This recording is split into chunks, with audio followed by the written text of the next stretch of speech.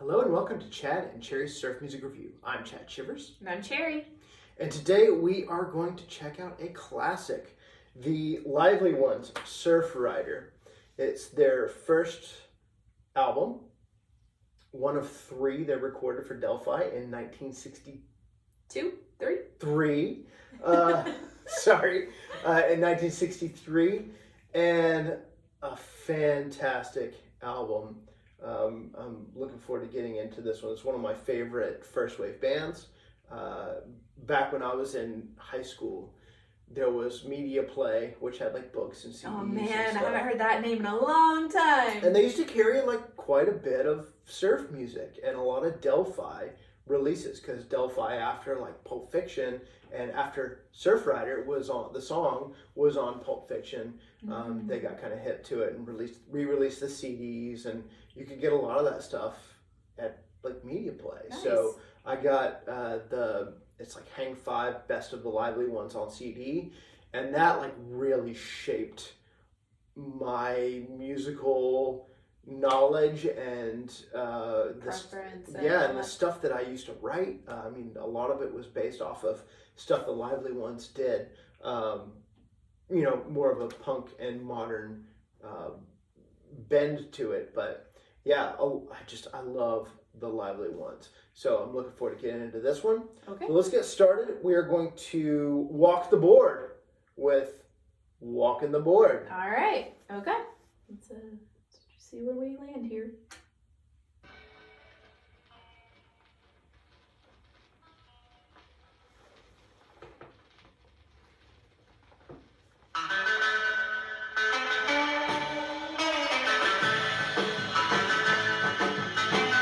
Got a big old drink.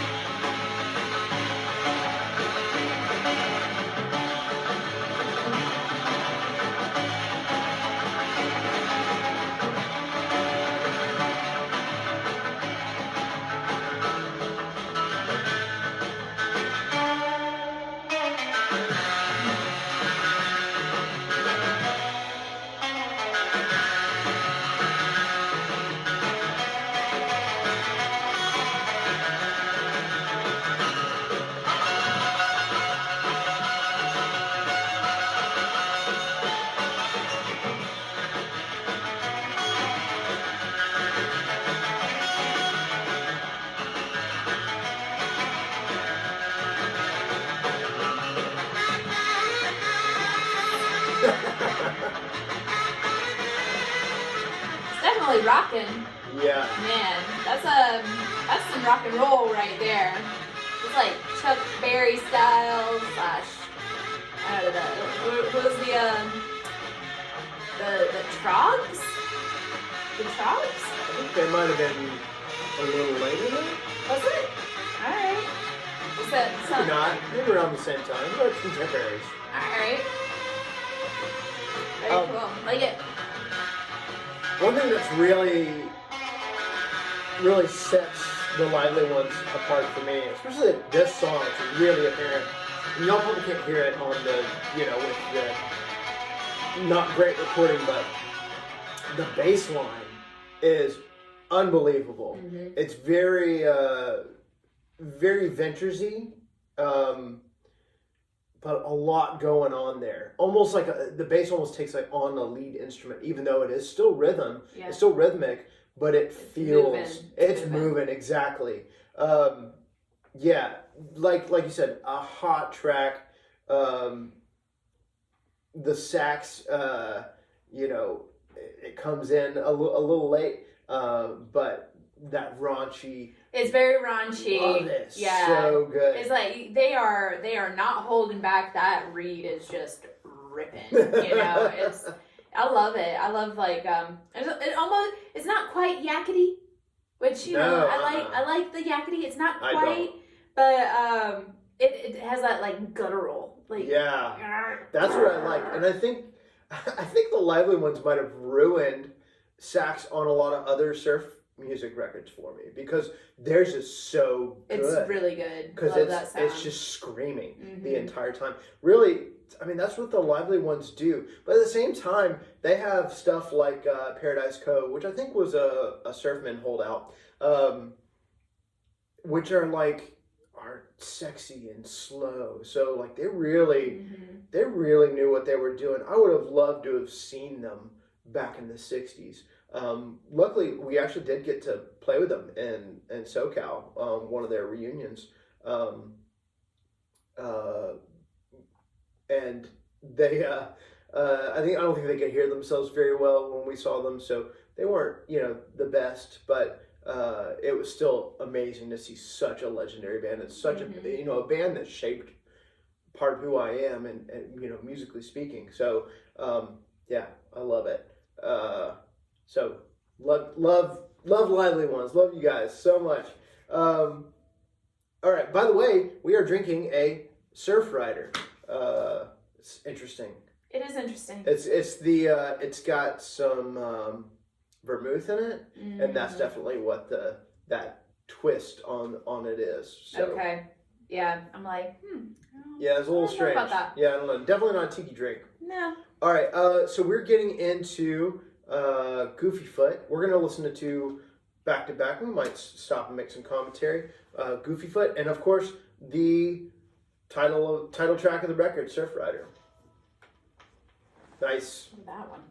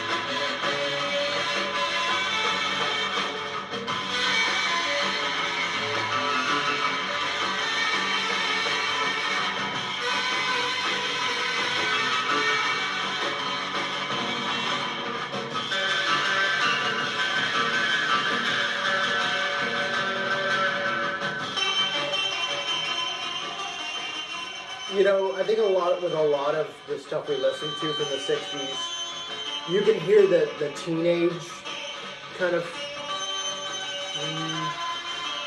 Sexual tension? No. Because that's I'm like, dang, this is like sexy. Lack of experience. You can hear that. Sure. Yeah. Like Wipeout. And I totally went in the wrong direction. That's all right. That's all right. I took my sweet time getting there. The lack of experience is cool. You can typically hear that, but the Lively Ones, no. I think we're top of the game as far as like being kids and being able to play. Lively Ones, top. Now, these guys were in high school or just coming out, or? I think some of them were, some of them weren't. I'm not really sure the age range, but I know they were kids. They were young dudes. Yeah. They were teenagers, or maybe one of them wasn't, but your typical 60s surf bands, you know. And yeah, they could play. I read a great story that they blew away Dick Dale, and he actually wanted them to be the Deltones, his backing band, but they wanted but it might have been, I think it was Dick Dale's dad, Jim Mansour, but they didn't want to get rid of Jim Mason, or the lead guitar player. So they turned him down.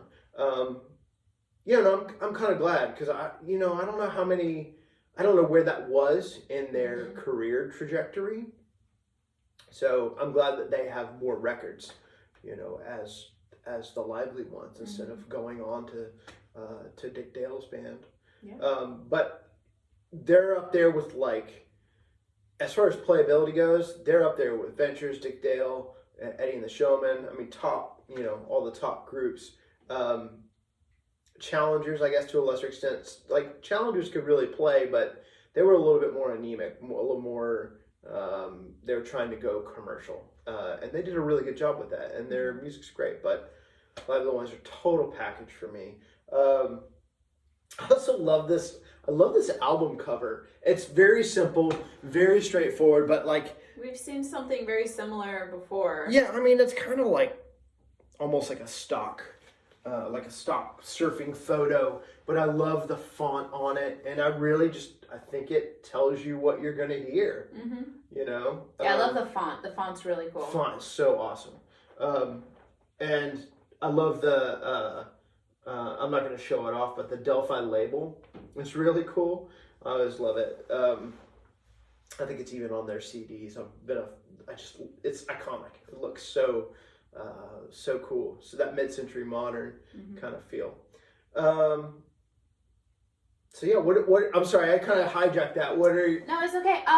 So my takeaway on a lot of these albums, especially the ones that have, like, the brass or the kind of orchestral instruments in them. I was in band. You learn a piece of music. You read sheet music, and so, but on the flip side of that, you have garage rock bands that don't. They just they play based on feel. They have the muscle memory and things like that. And I'm like, this saxophone player or anybody that's coming from, like, a band background, how do they remove themselves from learning sheet music and writing it down and following along and counting measures and things like that? It blows me away, because I don't think I could ever get to that point and be like, I need to write it down. I'm not going to be able to memorize this. I'm not going to be able to come back and play it somewhat even remotely close to this again. So, but I know, like, you being a musician, and you come from kind of both worlds. You started out with you play what's in your heart, and you kind of just, whatever comes through your fingertips, but then you learned classical music as well. So I don't know, to me, I'm always like, man, these guys that can take their instruments and just wail on them, and it doesn't seem like they flub up. They don't go out of the key signature. It's like they stay within, and so it's always very impressive to me.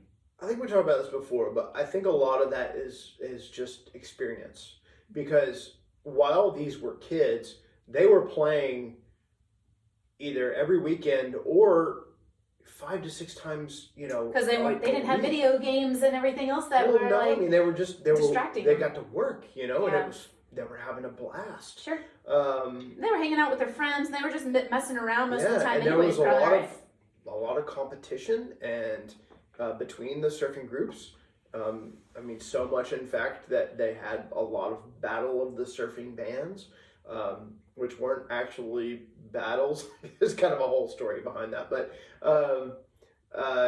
so they were playing all the time. And, regular weekend shows, rehearsing. Yeah, I mean, kind of to your point, they didn't have video games, so they would just practice in the garage. For hours and hours and hours, and they just got so good. So I think, a lot of these bands, like surf bands, especially the top tier ones, would back groups like big name acts as they would come through, like Dick and Dee Dee and I can't even remember. So they were playing all the time. So they were playing for major label acts as their backing band, but they didn't, like, they would do their set, they would go backstage, they would learn songs by these artists before the show. Like Oh, not even, wow. or a lot of them would just call out changes and stuff. I mean, insane how that worked in the 60s. So yeah, I think you probably get real good real fast by playing sets or songs, or I guess they probably wouldn't do like huge big sets. I guess it's normal, like the progressions. So like a blues bar, or you know, things like that. So you got your like 1-3-5, right? You know, kind of. So they're like, okay, it's a right.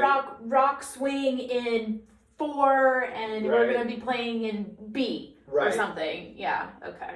All right. So that makes sense. You do have to know some theory, but maybe I don't know. Maybe these guys had like some musical background ahead of time too. Like they probably had like piano or something. I think a lot, even the guitar players, a lot of them have. Well, actually, I should say the drummers and like the saxophone players and all that stuff.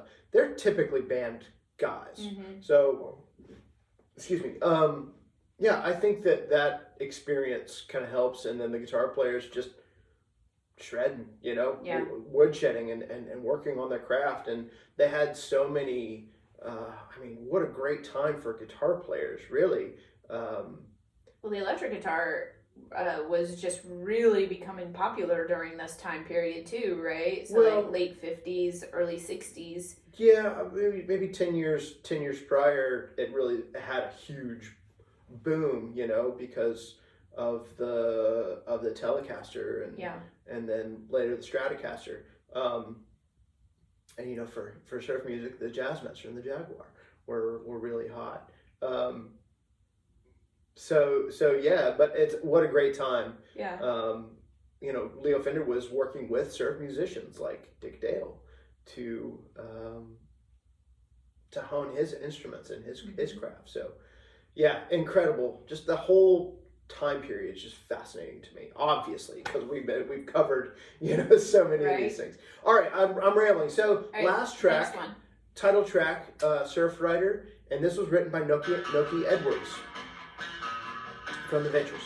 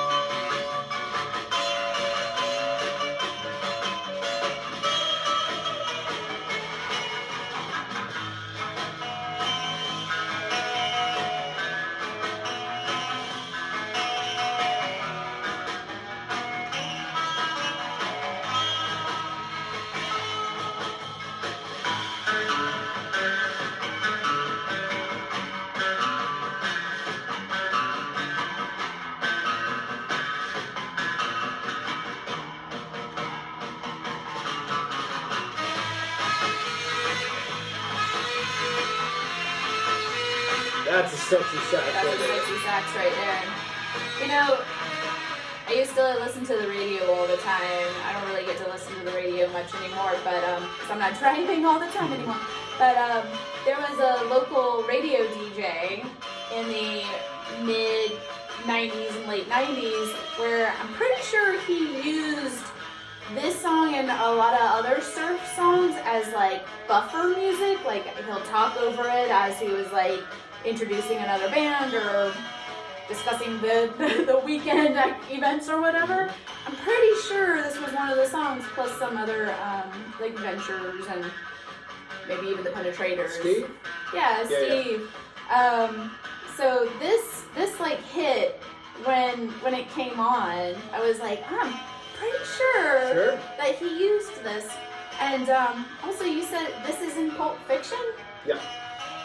I don't remember it being in Pulp Fiction, but I've also only watched that movie like maybe one time 25 years ago. Wow. So, but it's featured on a lot of things, right? Because this is like surf canon. You know, Okay. there's like jazz standards. This is a surf standard. is it? Yeah. Okay.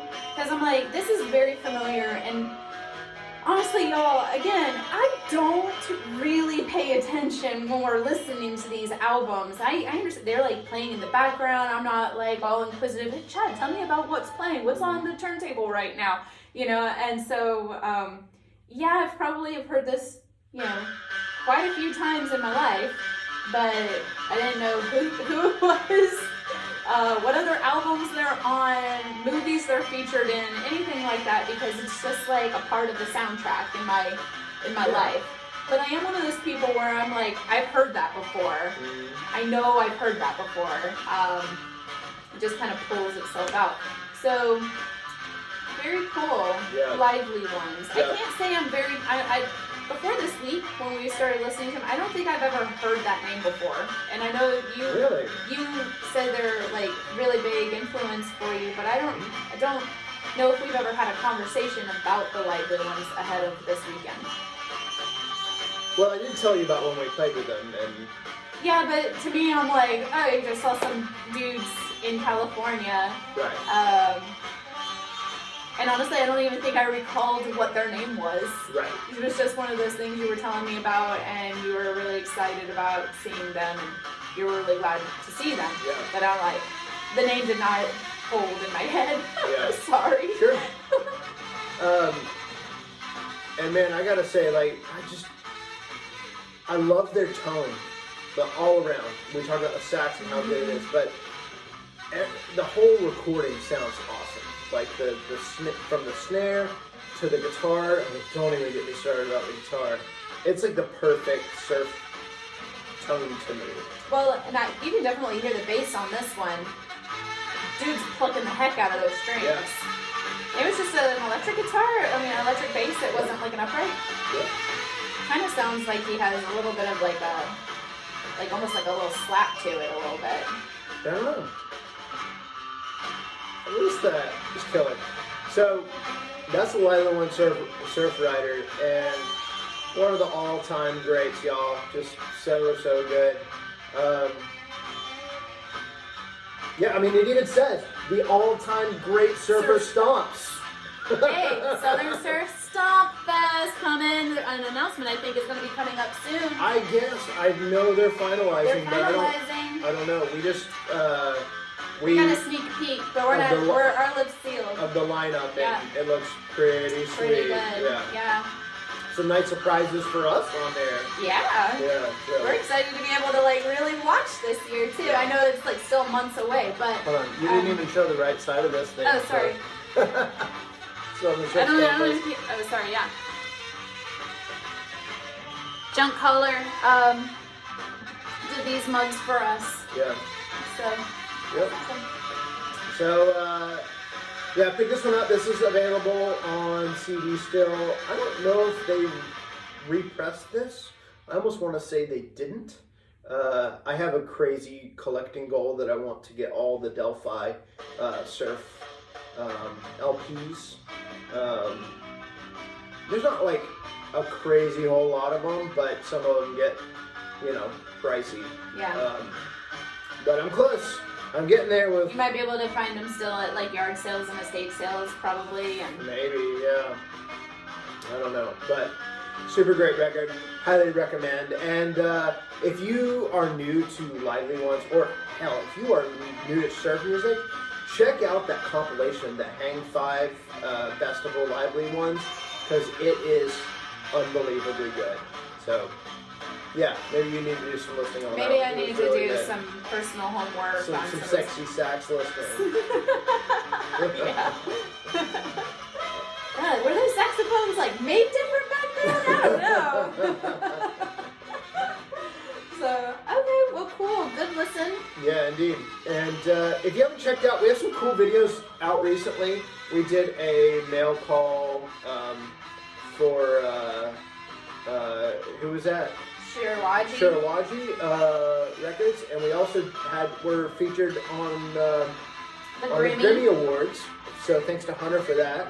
So check that video out. That was really fun to do. And that just got released, I think, this week. So that was cool. We really appreciate Hunter at Storms of the Reverb. Go check out his radio show Mondays at 4 p.m. Central in the United States here on that's it. Mondays at 4 p.m. WTUL.org, I think. Or if you're in New Orleans, I don't know what the numbers are, but Look them up. yeah, it's online. You can check it out, and we'll put a link in the show notes. Speaking of links in the show notes, we have a Spotify playlist that you guys should check out. It features every single song that we featured. It is available on Spotify. It's available on Spotify on our reviews, which is fun. So I think we just got over 100 on that, 100 songs, because not everything's available. And that's a good introductory to surf music too, because it's a little bit old, a little bit of new. And if you like this video, please give us a thumbs up and subscribe. We're almost to that 200 mark, so I'm really excited about that. Tell a friend! Yeah, please. And leave a comment if you like this video, if you hated this video. Hopefully you didn't hate the video. Or if you know something that we may have overlooked on the Lively Ones. Like you may have a fun story about, seeing the Lively Ones or something. Yeah. We'd love to hear those things too. I know I do. I always love hearing like other people's connections with the bands and stuff. Yep, so totally. that's why when we have our featured guests and special guests and stuff, I love hearing their backstories on what brought them into surf music, and sometimes you get some really good stories about interactions with bands. And definitely. So that's always a good time. Guys, this has been great. This has been fun. This is a fun album. Thank you for introducing me to this band. So, of course. Yeah. Along with everything else that he's every other surf band that you've been inundated with for the past 23 years. So we hope that wherever you are in the world, that you're happy, healthy, and safe. And until next time, cheers. It's a belly washer.